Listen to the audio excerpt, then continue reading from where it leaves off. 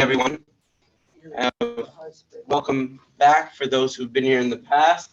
For those who are joining us for the first time, welcome. And I'd like to make a brief introduction about the style of our shir every week, because it's a little unique, it's a little different, in the sense that as it's written on the handout, our goal is pearls of Hasidic thought on the parsha.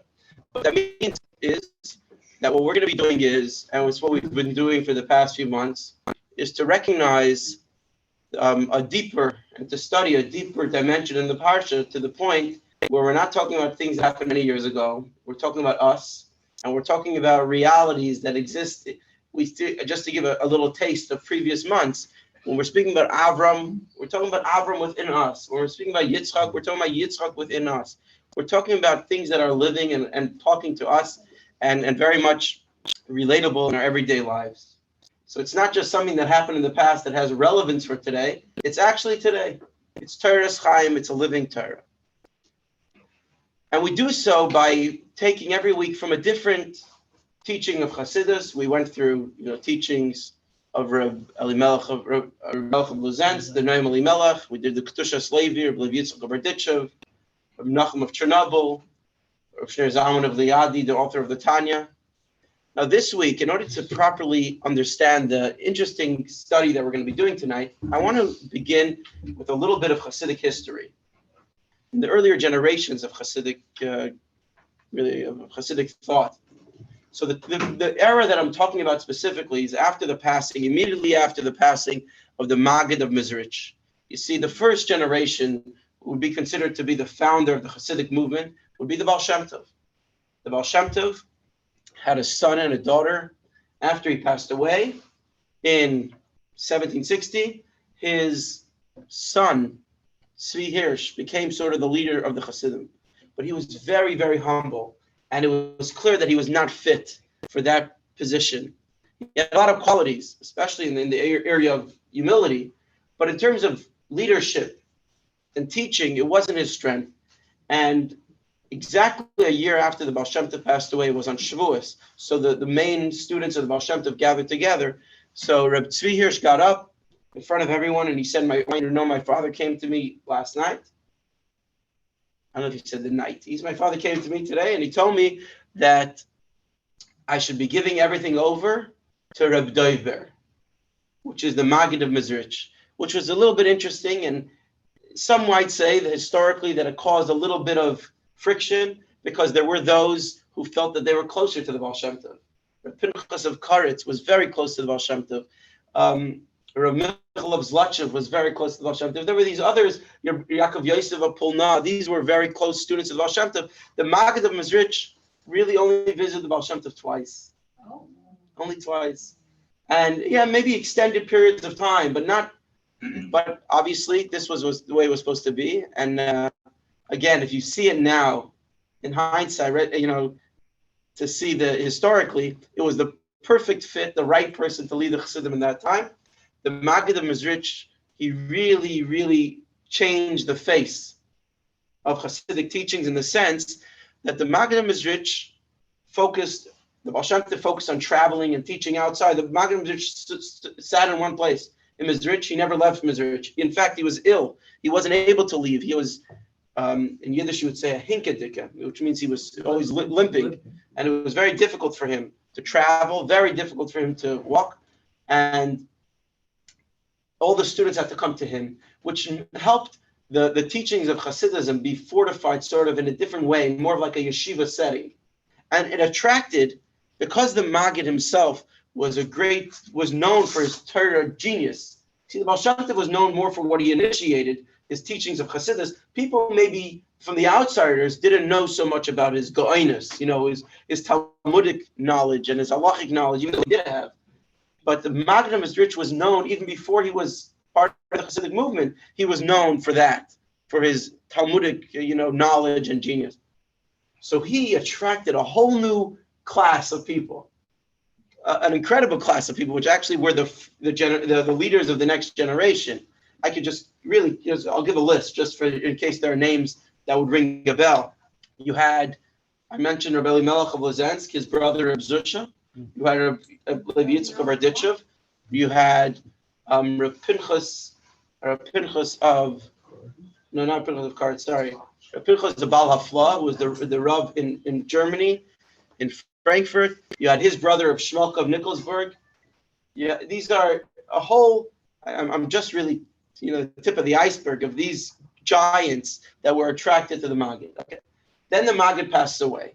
This is 1774.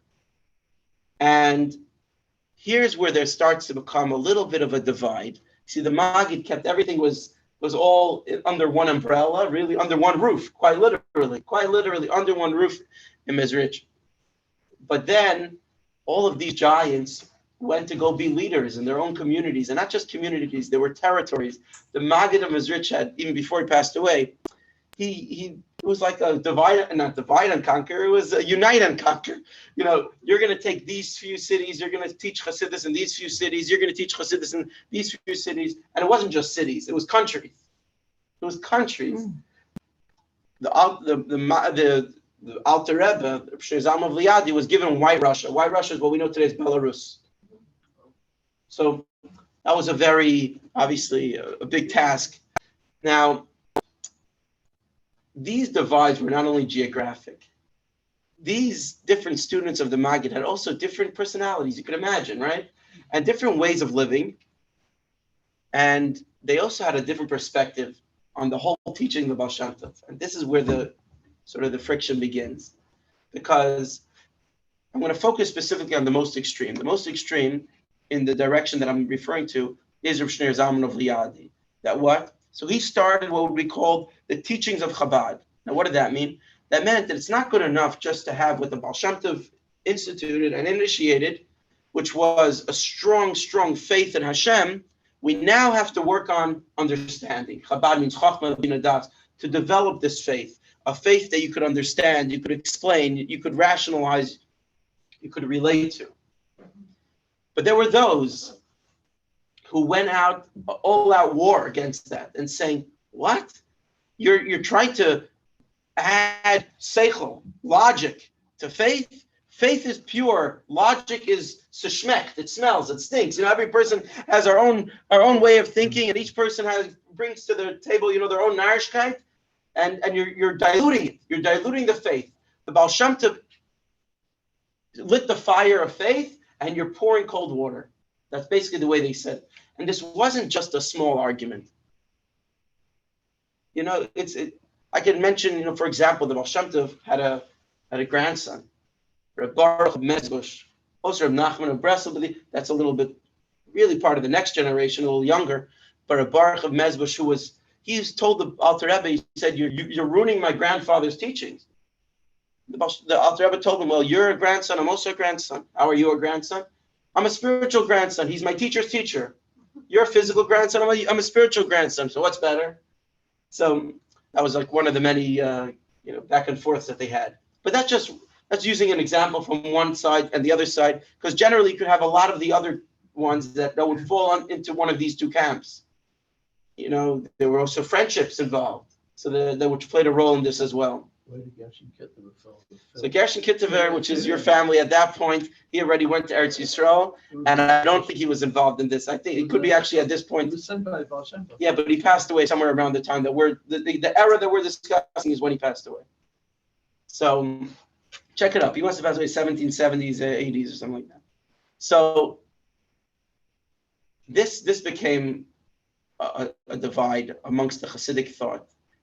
You see, they used to call the Alter Rebbe, the Shneur Zalman of Liadi, they would say, you created a hybrid. They actually had a different word for it, it's like a mamzer. They say it's a hybrid. But you put together the Baal Shem Tov's pure teachings of Amunah, B'tachin, Amunah Tzadikim, right? Because the Baal Shem Tov was very into believing in miracles, telling stories of miracles, and relying on the tzaddik. And here you're mixing it with Verstunken Seichel, with logic and rationale. This doesn't work. It doesn't work. The truth is, the Alter Rebbe felt that he wasn't creating a hybrid, quite the contrary. He was building off what the Baal Shem Tov started. He was taking it to the next level. He was developing it. to use an expression, and this is a very beautiful expression because it's so, it's like concise, but yet very deep, that the previous Lubavitcher Rebbe, Rabbi Yosef Yitzchak, so he, when describing this twist that the Baal Shem Tov added to the teaching, to the Alter Rebbe added, to the teachings of the Baal Shem Tov, he said as follows. He said, listen to these words, because you could think about them and discuss them all day. He said, the Baal Shem Tov taught us that Hashem is everything. That's what the Baal Shem Tov taught us, that Hashem is everything. 2 generations later, the Alter Rebbe taught us that everything is Hashem. Now, that's a very, obviously, concise statement, but think about what he's saying. He's saying, the Baal Shem Tov taught us Hashem is so great. He's involved in everything. He's in control of everything. Hashgacha pratis, right? The Baal Shem Tov taught Hashgacha pratis. Everything is in a divine providence. Hashem is in control. We have to have faith in Hashem, Hashem, Hashem. The Alter Rebbe came and said, yeah, but also everything is Hashem. Meaning, now you have to work on realizing your own personal relationship with Hashem. See the world as godly, not just to see Hashem as dominant, but to see the world as godly, and therefore to utilize everything in the world for a godly purpose. So that's the introduction for today. The introduction for today is that what we're going to get into today in this week's Parsha has a lot to do with that back and forth. So let's start from the beginning. We know that amongst the mitzvahs of the Torah, the Ramban famously writes that there are 3 categories of mitzvahs. There are mitzvahs that the Torah refers to as mishpatim, which would be translated as judgments or laws. And those mitzvahs are mitzvahs that are rational. There are mitzvahs that have reason. For example, prohibitions against theft and murder. Even if the Torah were not to have written these mitzvahs, we would have understood not to do them. Or we would have understood to do them. That's mishpatim. Then there are edus. Edus are sort of testimonials, mitzvahs that we do to commemorate events.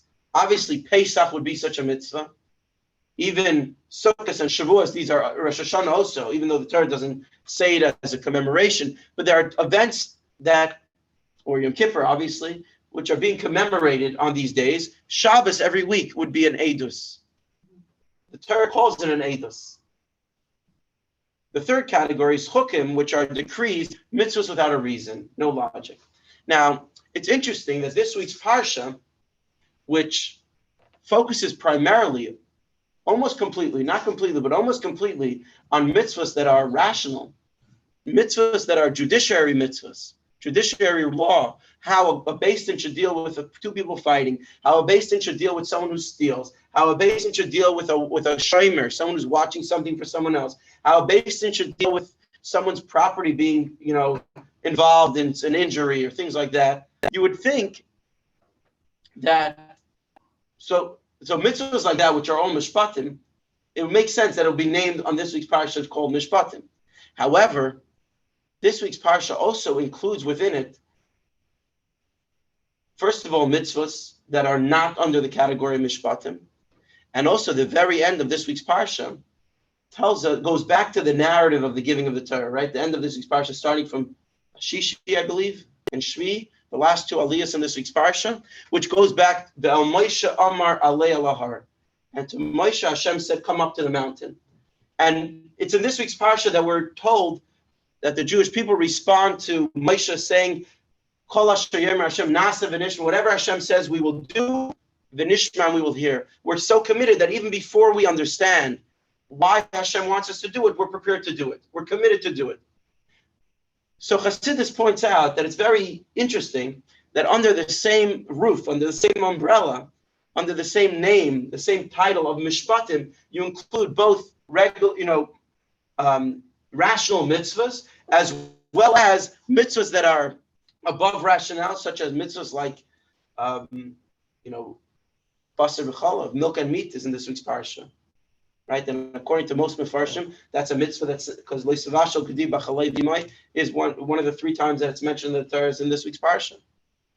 Also, the very end of the parsha where it highlights the idea of Nasav and Nishma, which is commitment beyond rationale, beyond logic, is also in this week's parsha, and yet it's all under the banner of Mishpatim. So let's read the words the way it's written, because it's number 2. I'm skipping straight to there. Name of the parsha. Since the name of the entire parsha is Mishpatim, The nuance of this name leads to the conclusion that the inner dimension of the prohibition concerning milk and meat, and more so of the general idea of the Jews' declaration that we will observe, which is Nasa, we will observe and we will understand, Nasa v'nishma, also fall under the rubric of Rish Mishpatim, under the title and under the category of Mishpatim. Everything, this comes from really a Baal Shem Tov idea. So before I go further, I want to highlight, because some might be sitting here and saying, you're focusing on the name of the parsha. The name of the parsha is the beginning of the parsha, that's it. No. Again, this is a very Baal Shem Tov idea of Hashgacha Pratis. If this became the name of the parsha, then it's the name of the entire parsha. So even those areas in the parsha which seem to be focusing on a theme other than Mishpatim have to somehow fit into the category of Mishpatim, because the names of the parsha is perfect. Now, going a little bit more general into this question, or to really what we're trying to get to here, is that last week we learned about the giving of the Torah, Matan Torah, and then immediately after that we go into a parsha, Mishpatim, which is, as I said earlier, focusing primarily on laws that are rational, laws that are logical. And that is a strange thing to do, because you would think that after the giving of the Torah, the focus would be on mitzvahs that are uniquely reserved to the Torah, uniquely applicable to the giving of the Torah. When these mitzvahs, in a way, they were given before the giving of the Torah, right? Because a ben Noach, a non-Jew, who's obligated in the 7 Noahide laws, the 7 Sheva mitzvahs b'nei Noach, includes also judiciary laws, right? The 7th one of the Sheva mitzvahs usually to make courts of judgment. So isn't it so ironic that immediately after the giving of the Torah, what does the Torah choose to address? Mishpatim, the category of laws that are least dependent, seemingly, on the giving of the Torah, Matan Torah, that we studied last week. So that transition is also interesting. So really, let me just, I know we went from 2 questions and they're not the same. The first question is that it's all under the umbrella of Mishpatim. And the second question is that it goes straight from Matan Torah into Mishpatim. So, which leaves us with the following takeaway. And we're going to take this takeaway with us as we continue the class.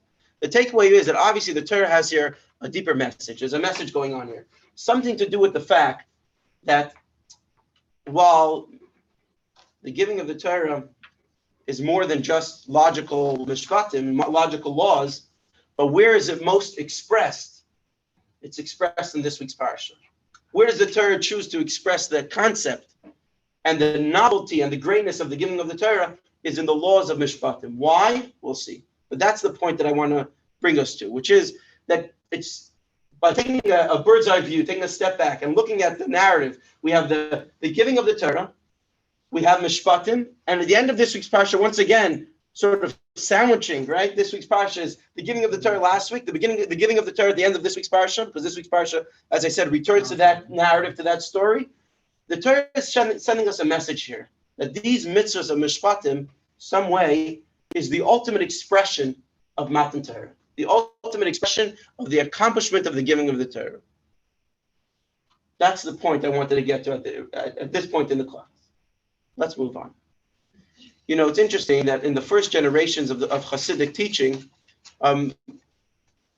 they would say, and now, people who study these Svarim, I hear this from them as well, that you'll see a lot of Hasidic thought already in earlier Svarim, specifically the Maharal, the writings of the Maharal, which I have, a few weeks ago, I think we quoted the Maharal, but I don't often study Maharal. I don't own a set of Maharal in my house. When I have to find it, I check online.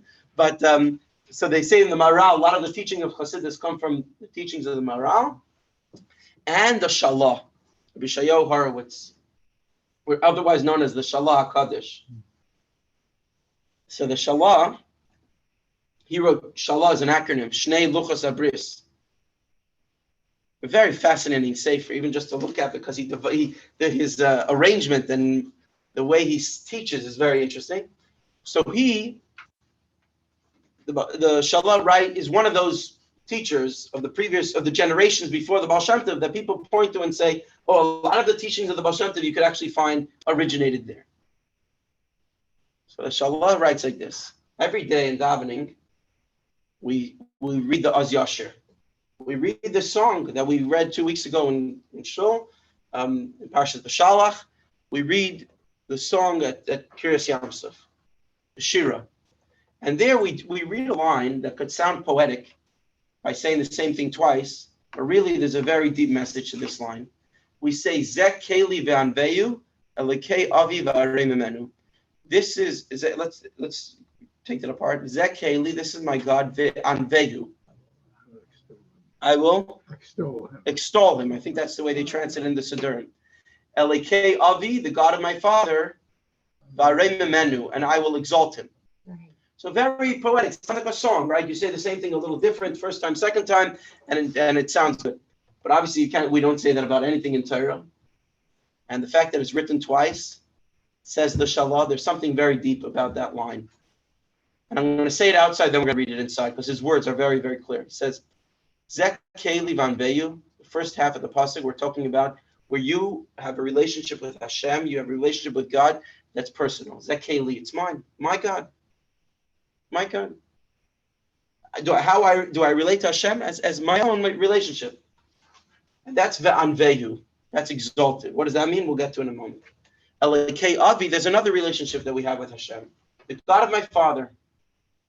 And in that case, we don't say ve'anvehu, we say va'arei mimenu, I will exalt him. I will not exalt, I will. Lift them up. Yeah, arei mimenu. We have an English siddur to have the. No, just to make sure, I actually wanted to have it inside, so in the handout that we could have it, but now we get to do a live check. So, Zekeli Vanveyu, he says, this is my God. Okay, so you see, they already got a little bit midrashim here, mefarshim, because Vanveyu, the way they translate is not literal. And I will build him a sanctuary. Yeah. And the God of my father, and I will exalt him. Don't worry. But the point, don't worry. It's not going to take away from the point that we have to get to. So the Shalah says like this. Let's read his words, and then we'll discuss it a little after. He says, I'll read it in English. When he is my God, he becomes my God through grasping and comprehending him. We understand. In other words, we relate. It's personal. Then ve'anvehu, I will enshrine him. That's a good word. Enshrine him. Which can be read anivahu. Ve'anvehu, the word ve'anvehu could be read, it says the Shalah, anivahu, I and him. He and I are bound together, so to speak, for my knowledge of him has been emotionally internalized. Again, it's me and him, we're one. Anivahu, one word that says me and him. However, when my knowledge of Hashem is not based on reason, but rather on tradition, for he is my father's God, then I will exalt him. Since he is lofty and exalted above me, I am distant from him in the inner recesses of my heart. My feelings, my personal feelings is removed. And it's not where I want to go, but I want to use this more as an example that we often feel this way, but we probably see it clearly when we see it in someone else. When you meet someone who has a relationship to Yiddishkeit, that's very much my father's God. My father did this. This is my father did this. This is the way we did it at home. And when we're able to sort of ignite that connection, it's actually very deep. It's not shallow. No, I'm not, again, a Yiddish expression. Ich mach nicht up. I'm not trying to make light of it because it's real, but it's not personal. It's real. It's very deep real, but it's not personal. It's not relatable. Zekeli is vanvehu. Me and Hashem were one. Elikei avi, there's a relationship with Hashem that's ba'arei mimenu, and exalted. I relate to Hashem as exalted. Hashem is so great.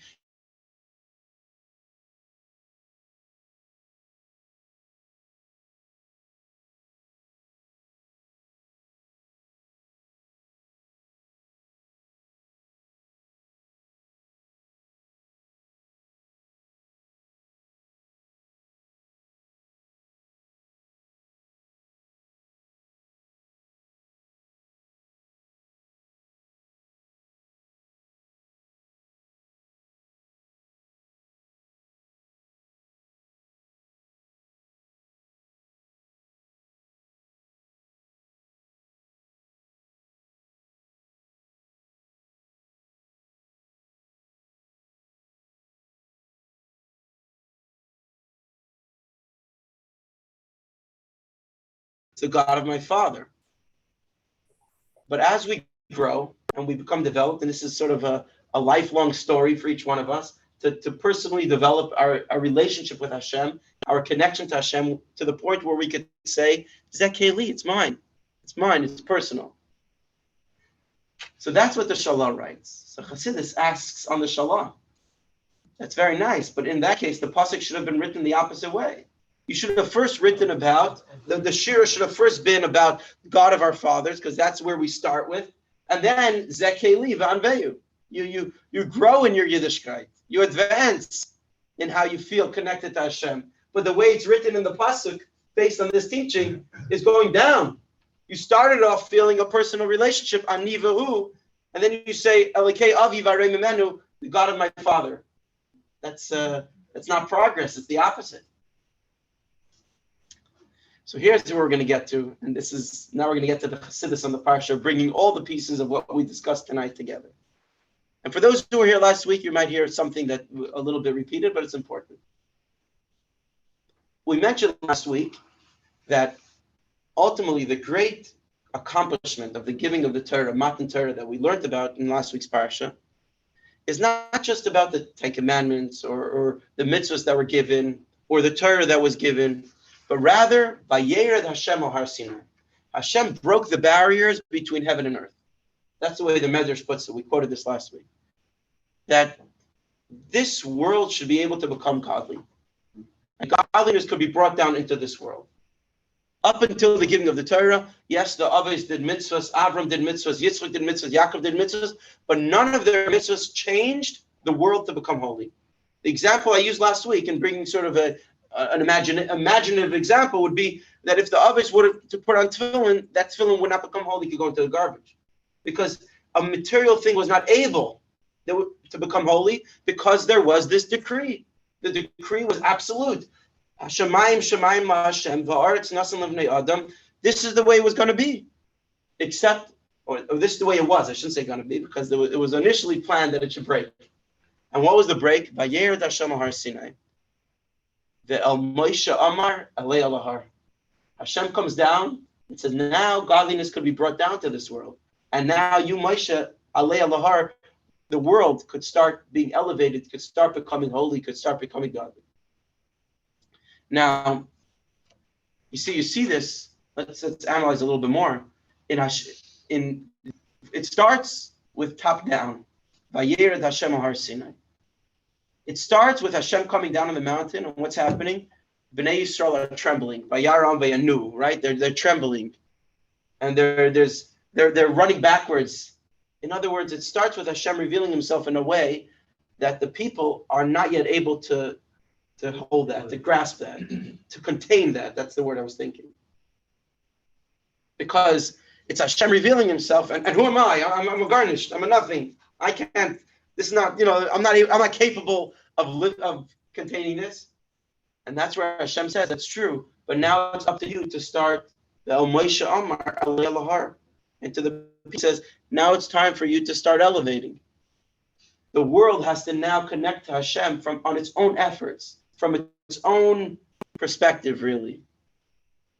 Now, these two directions, top down, bottom up, where Hashem started and then He turned to us to continue, we each have this in our lives. Every day, it's two elements in our relationship to Hashem that we always have to deal with, which is, first of all, emunah, faith.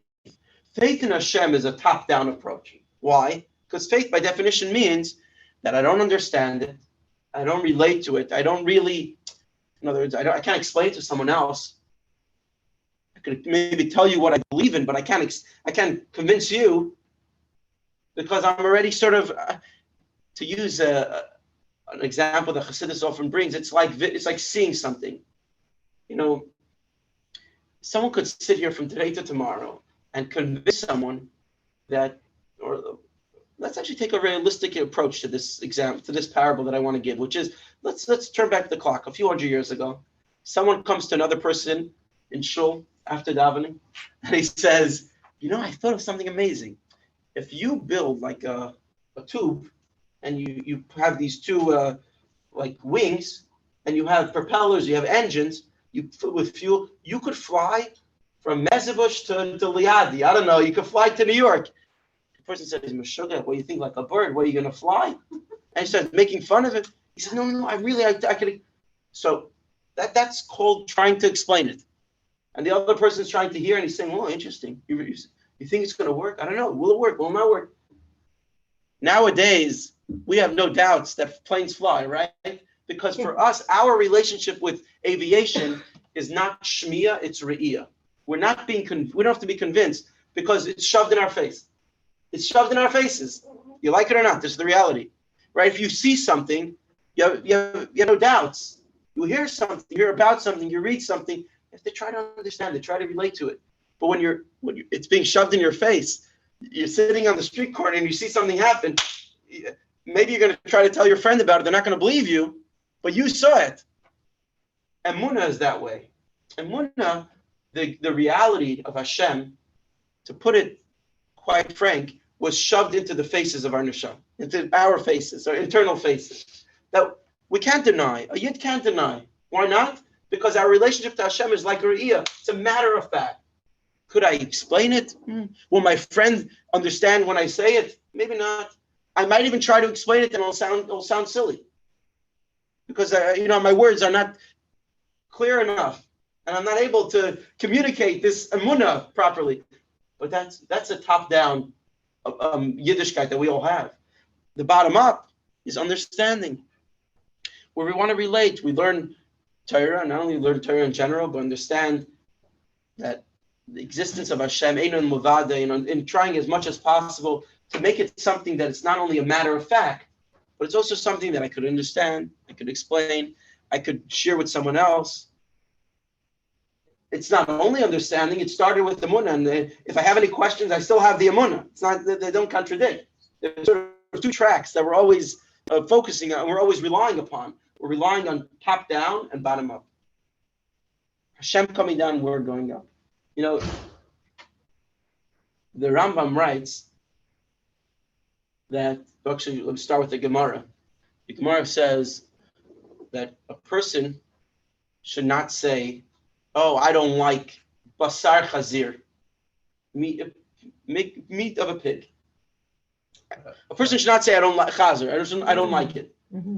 What should you say? It's good. Efshi, I like it. But ma eseh sha'avi sh'ashamayim gazer alai. But what could I do? Hashem told me not to have it. That's what it says. That's what the Gemara says. When the Rambam quotes that line, he says, yeah, that's true, but it's not true about all mitzvahs. A person shouldn't say, I want to steal. But what could I do? Hashem doesn't let me. I want to commit murder. No. That only applies to chukim, to mitzvahs that are not rational mitzvahs. Then you should say, this is what Hashem said. But if it's a mitzvah that has a rationale, then you have to understand. You have to relate to it. You can't just say, oh, I want to steal. No, you have to try as much as possible. And if a person has a problem that they have an inclination to steal, then they got to work on that. They have to, it says the Rambam, they have to make sure they have to clear that up. They shouldn't live their life saying, listen, I would really murder, but Hashem doesn't let me. It's not, no, because we have to use, I'm going to use the Yiddish terms, but only because I feel sometimes they're the best to communicate it. We have to, we have to be refined also on a human level, on a level, not just saying, if it would be up to me, I would be saying Lashon Hara, I would be speaking against someone else, I would be fighting, but Hashem doesn't let me. No. We have to come to the point where we say, I don't want, EFC. You see, so what are we saying? Yes, there's a relationship to Hashem where it starts, the foundation, which is faith, emunah, where we say, I want, but Hashem tells me not to.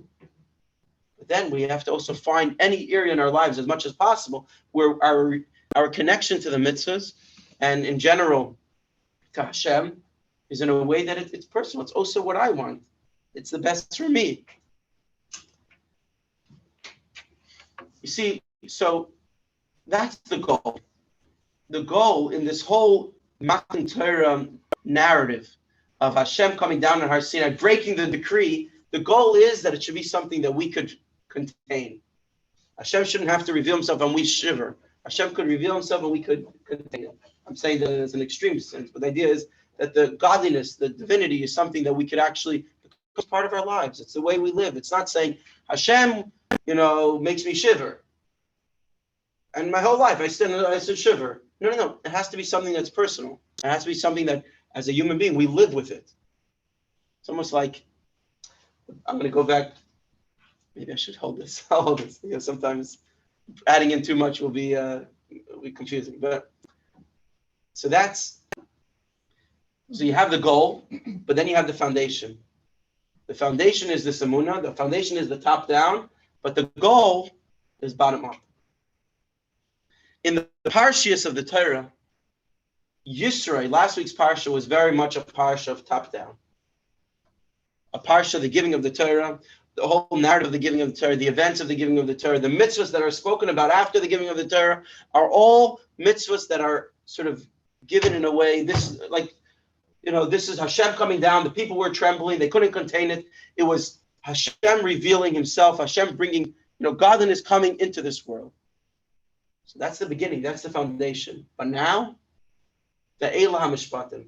The Eilah HaMishpatim is now, okay, now the people have to work up, working with their logic, with their reasoning, and with their rationale, that they could now make themselves holy, make themselves godly, by working upwards. Which brings attention to the first Rashi in this week's parsha. When we see it in this slide, we'll understand how Chassidus reads this Rashi. It's on top of page 3. Rashi says, the reason why the parsha begins with the letter Vav, it doesn't just say Eilah HaMishpatim, it says Ve'elah. So Rashi says, whenever the Torah uses the term Eilah, these are, it negates that what was mentioned previously, as if to say we're starting a new topic. However, whenever it uses the term Ve'elah and these are, it adds to what was mentioned previously. And what does that mean in this case? Just as those mentioned first, the 10 Commandments, were revealed at Sinai, so too these, the laws of Parshat Mishpatim, were revealed at Sinai. So the way Chassidus reads that is saying, you see, it's one narrative that one leads to the other. You have the foundation and you have the goal. The foundation was last week's Parsha, and immediately you have Ve'elah. Now make it personal. Now it's time to work upward, to climb the ladder, climb the mountain. Each one of us to climb the mountain. What does it mean to climb the mountain? That our relationship to Hashem should be personal. It should be something that we could relate to. We shouldn't. Yes, it's okay for a child to say, "I want to do it, but my tati doesn't let me. I want to do that. I want to do this, but it says in the Torah not to." But for each one of us, it has to be zekeli, ani v'hu, a relationship to Hashem that's personal, that's relatable. That I feel pride in my connection to Hashem, in the sense that I don't feel tzeshmeter by saying, this is what Hashem, I can't do this, I can't do that. No. This is my personality of who I am. Now, going back to the order of the pasuk, so it was where we had that question of why we started with Zekeli Vanveyu and continue with Kei Avivarei Mimenu, is that here's where Chassidus adds a twist to this. That is, that ultimately, even after a person, so you have the emunah, and you have the reasoning, the understanding, but then there's a third step. What's the third step? That a person should now start working on internalizing the emunah. There's emunah, which is the foundation. There's relating to sort of to Yiddishkeit and to our relationship to Hashem in whatever way we could. And then there's step number 3. What's step number 3? That also that which is not understandable seemingly, we should try as much as we could to relate to that as well. Don't we automatically have to relate to that, to Emunah, because otherwise it doesn't mean The truth, I think Emunah by definition is something that we don't necessarily relate to. The word Emunah is saying that it's above me. That's what we're saying. It's like the word Emunah also comes from like. What's a part of you? What's that? It has to be a part of you. Oh, it's very much a part of me. Let me use an example. It's an example that just entered my mind. So please forgive me if it doesn't sort of cover everything of your question, but I think it will. You see, for example, someone who's in a bad mood. You see someone they're not in a good mood. Talking for myself, I could relate sometimes. Just something happened. I don't know what it is, but you're not happy. So someone could come to you and start explaining and saying, by the way, let's try to figure out what's bothering you. And you start working it through. You say, maybe, this, okay. You start saying, this is not such a big deal. This is not such a big deal. Don't worry, you have to strengthen your emunah in Hashem. You give a lot of reasons of why these things shouldn't bother you and you should be happy. That's one approach. There's another approach, right? And I don't know if you relate to this, but I definitely do. If a person is not in the best of moods, but then they come to a wedding, a chasana, there's very nice music playing. They're surrounded by beautiful music playing, lebedika music, lively music playing. Yeah, the first 2 minutes you reject it. You almost feel like, I'm not in a good mood. I can't dance. I can't be happy. But if it's nice, if it's engaging, if it's consuming, then after some time, it swallows us up. It eats us up. Anybody can relate? Okay, I don't know. For some people, it might be a concert. I don't know. Or even sometimes listening to music in the car could do that to someone, or in their home. In other words, they're not the best mood, but they hear the music that. Now, if someone comes to someone like that and says, wait a second, didn't you tell me that you weren't happy about your job? You weren't happy about this? The problems are still problems. They're still there. But you're able to, so this is where I'm using the idea of emunah. But I'm happy. The problems are still problems, but I'm happy. You sort of found something like a blanket. It's comfortable. It's good. Am I still internally in pain? I am. But right now I don't feel it because I'm able to stand above it. So in a way, that's what emunah does. Emunah does saying, I have a lot of questions. I have a lot of problems. I have a lot of doubts. I have a lot of issues, but I have emunah. Emunah is sort of an incredible safety net. You think of it in that way, that I could rely upon. But it's not me. It's not me. It's not me personally who I am. To use the word that the Shalah uses, an interesting, beautiful term. He says, b'matzvan alev, in the recesses of my heart. Inside, sort of where my issues lie, it's not there. Yes, I feel, I feel emunah in Hashem, but it's not there. It's Elikei Avi. So here's where I want to actually add a twist. When we say Elikei Avi, the God of my fathers, that doesn't literally mean father. It means that each one of us could relate within us. What does father mean? Removed, a little bit removed. It's a step removed. It's not personal. It doesn't have, you're not literally, before I use an example, literally someone whose Yiddishkeit is based on what their father taught him. But I'm saying each one of us, we have personal and we have parental relationship with Hashem. What's parental means? It was passed down on me. It's my emunah. It's top down. So where are we getting to? This week's parsha. After Mishpatim, once again, what does the Torah go back to? Back to Nasa v'Nishma. Within the parsha Mishpatim, what does it address? Also mitzvahs that are not rational, to tell us that it's not two different relationships that we have with Hashem. One that's faith-based and one that's rational-based or logical. But no, ultimately the goal is that everything, even the emunah, like you said, I think, even the emunah should be something that we could, and this is obviously not easy, but it's something that we could, with our efforts, try to relate to, try to understand, try to internalize by taking these ideas of the way we started today's class. Hashem is everything, and say no, but also everything is Hashem. It's not only that Hashem is everything, and therefore I feel safe because Hashem is everything. No, everything is Hashem. I can actually see it in my life. It's not only to say, you see, emunah would mean if a person says, I have no questions, Hashem, it's going to be good, Hashem will take care of it. Everything is Hashem means that, yeah, but I also want to see it. And I also look for ways in my day where I see Hashem's involvement. Not only where I know it or where I believe it, but where I actually feel it and relate to it. So in that case, there's not only Elikei Avi, which is step number 1, Zekeli, which is step number 2. There's again Elikei Avi Varei Mimenu, which is to take that God of our Father and now make that personal. We start off with sort of having two. There's a God of my Father and there's my God. I know Chas V'Shalom minus Hashem Echad, only one God. But then what's the ultimate point? The ultimate goal that we want to demand from ourselves is that which is super rational, that which is above rationale, should also be able to be relatable, also to be able to be seen, also be able to be felt. So going back to where we started today's shir, the history of Chassidus in general, this was the divide. The divide was exactly about what we just described now. to be able to say that which the Baal Shem Tov introduced should now be able to be digested in our minds, in our hearts, that was a novelty. Now I think the divide is much less. Because most Hasidic Svarim that exist today, if just from the very fact that they are a sefer, means that they're there to explain.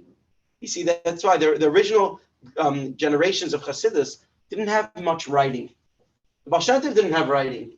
He didn't write anything himself. Anything that we have from the Baal Shem Tov is that which was written down from his teachings. And when the Zalman of Liadi, the author of the Tanya, wrote the Tanya, it was an uproar not only outside of Hasidus, it was an uproar within Hasidus. How could you do that? You were putting it into writing. It's supposed to remain for the tzaddikim. The tzaddikim should study this. The regular people now they should just rely on the tzaddikim. Just listen to the tzaddik, you'll be good. That was the approach. They used to say an expression by many of the sort of the Polish Hasidim and the Galiciana Hasidim that were more inclined to say rely on the tzaddik. They used to say tzaddik be'emunasa yichya, but they would read it tzaddik be'emunasa yichaya, which means a tzaddik with his amunah yichaya, he gives life. If you have amunah in the tzaddik, it's like plugging in. Your battery will be charged. You don't need your own battery. You know whatever. You don't need your own source of energy, because the tzaddik will do it for you. And the Alter Rebbe, and I think as the generations went, more and more Hasidic teachings incorporated this idea, which was no. You have to find your own outlet also. You can't just always be relying on the tzaddik and say he's going to energize me, he's going to help me. The tzaddik is supposed to help you find your own greatness, find your own personal relationship to Hashem. It's there. I'm going to conclude with this, that the Rebbe once told someone, Yehuda Avner, you know that name? He wrote a book called The Prime Ministers. Yes. Yeah, so he went and asked the Rebbe about how does the Rebbe describe his job.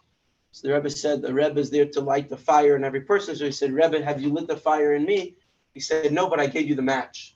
Oh. It became a famous story recently, but it's not just a cute statement. I think with that, the Rebbe was really defining how he saw his relationship with another person as a Rebbe, to say, it's a match. It's a match because you're going to have to put in your effort to build it up yourself, to make that a personal relationship too. You cannot live life in the emunah of the tzaddik, and even on your own emunah. It has to be something you have to put in your own personal effort, make that emunah relatable, make that emunah your own.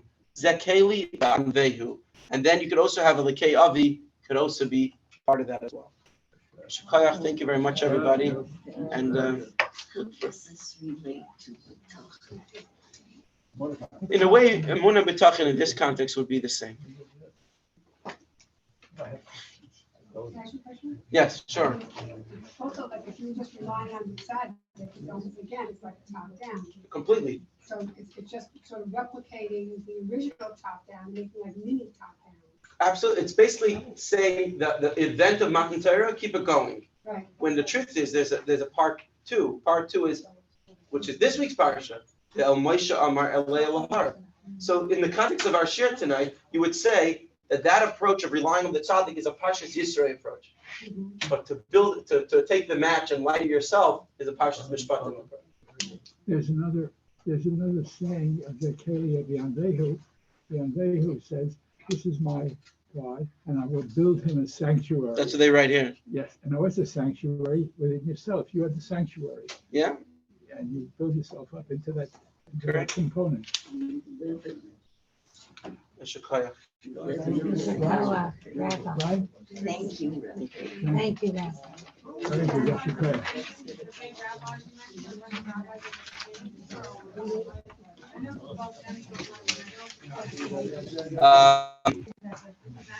It doesn't, but it's very interesting. I was reading a book recently. Rabbi Green gave me a lot about that history, that event, that era. I want to say thank you to everyone for making the Thank you. effort to be here tonight. Thank you very much. It's always a pleasure to come to your class. Nice.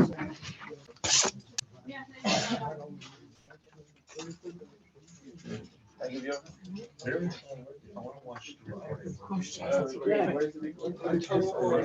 Thank you. Thank you for the my wife. She's my waiting friend. But he's talking about you. Yes. The compliment to you still remains. Because he that relates to other people in a Put it in the pleasant push. way. It's in the car. And he's concerned. He has, Thank you, that's Rabbi. that's his Okay, makeup. everybody. Thank you very much. You're welcome. It's a pleasure. Wonderful. It's true. It's Signing off on this wonderful one? tonight. Do you have anybody listening? Yeah, he had at least one. At least one. This is the largest attendance we I know, it's great. We're getting more every week. Yeah, I think it's this great. was a wonderful turnout. Wonderful.